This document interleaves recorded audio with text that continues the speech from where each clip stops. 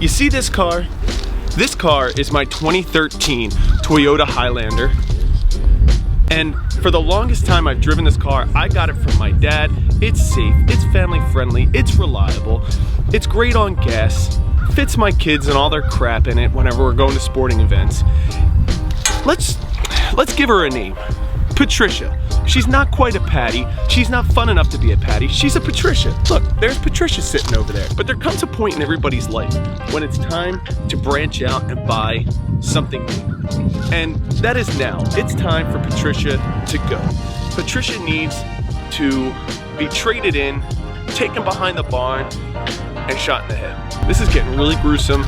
Probably shouldn't have gone down that road, but I did. This video that I'm making right now is a precursor to anybody who's thinking about going and buying a new car. If you are even somewhat considering going to buy a new car, then make sure you watch this video so you can understand the car buying experience as it exists here in late 2021 going into 2022. I don't want anybody to tell me that we're doing terribly economically. Because if you go to a car dealership, any car dealership, try to walk in right now and test drive a car. You can't do it without an appointment. These people are selling cars as if they're giving them away, and they're getting every dime they can out of you in the process.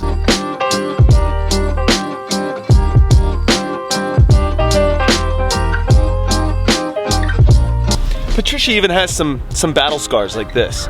And let's be for real, this was my fault. I actually backed my wife's car into Patricia here. Again, is there anything wrong with this car? No. Interior wise, it has Bluetooth, it has a sunroof, everything's in great condition. Me and my dad both took great care of Patricia. It's a great car. So why do I want a new car? Simply put, I want a new car because it's time for that in my life. I've worked hard, I'm currently working hard, and it's time to spoil myself and my wife and get something that we both really want. So why do you need this precursor video? That's because buying a car has become the most complicated and annoying process possible. Let's break it down for you. Originally, when you would go to buy a car pre-coronavirus, you would walk into the car dealership, they would say, hey, the car's gonna cost you X amount of dollars. You would then say, I want the car at this. You would barter back and forth. They would try to sell you on unnecessary packages, and you would walk out either feeling positive or negative about the car buying experience. If you're like me, you would walk in and you would say, you have 1 hour to get this process done with.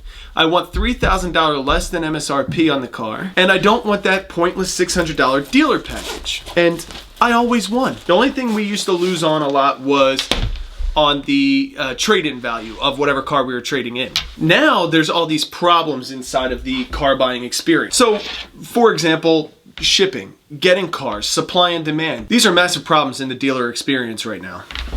And because the dealers know that they have the upper hand, the new thing that these car dealerships are doing is adding an upcharge to every single car that they're selling. So when you go in, instead of making a deal to get the car for less, you're getting the car for anywhere from $3,000 to $10,000 more than what the car is worth. And then they want to sell you these mandatory packages for service packages and all these other pointless features that you really don't want. And what they tell you is, tough crap, we're gonna sell this car exactly how we want to sell it, with or without you. And it made me realize that people are just not educated enough right now on the car buying experience, because if they did, they would know that they could actually get a lot more car for their money. In the case of myself, I need a car that has a third row.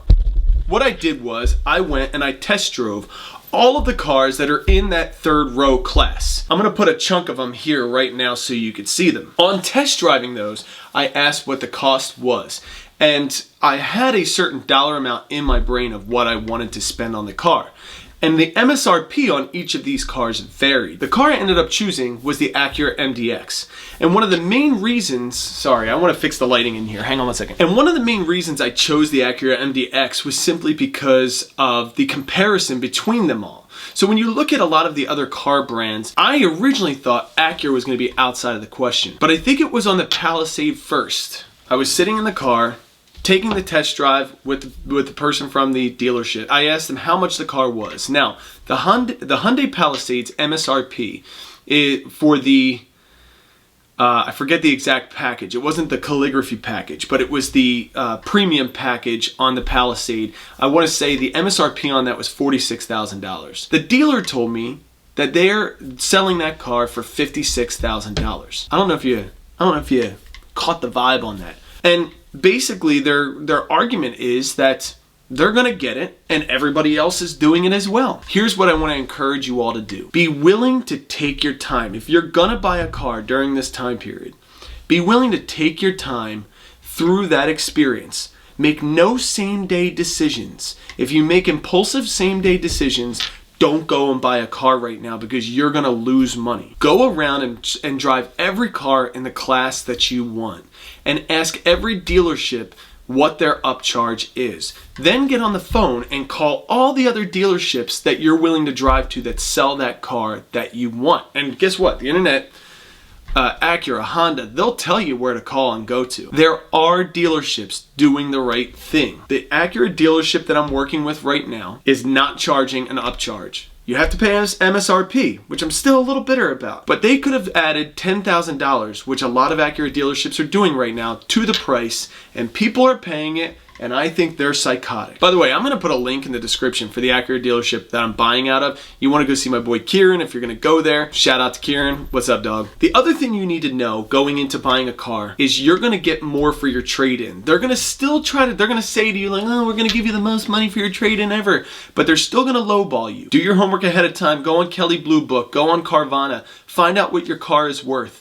And when you go there, you tell them how much you want for your car because you can get it. Because of the lack of supply they have for the computer chips and other components that are recyclable, they need your trade-in in order to process and make more new cars. So you can get more money now for your trade-in than you could have ever gotten in the past. And that is where you're going to see your decrease. Maybe you're not going to get anything off of MSRP, but if they're going to give you $10,000 instead of $8,000 for your trade-in, well, you still got $2,000 more off, if you really think about it and you calculate the numbers. So here is the Kevin Gallagher buying guide for going to buy a new car late 2021 going into 2022 until all this goes away. Find the car you want, take your time choosing that, and make no same-day decisions. Call around to all of the other dealers that sell that car and find the one that is not doing a dealer markup charge. And lastly, make sure you look into your car, figure out how much your car is worth, and go there with a number in your head and demand that number, because that's where you're going to get your cost savings on your trade-in. Look, I hope you found this insightful. If you want any tips, if you have any questions, feel free to comment below.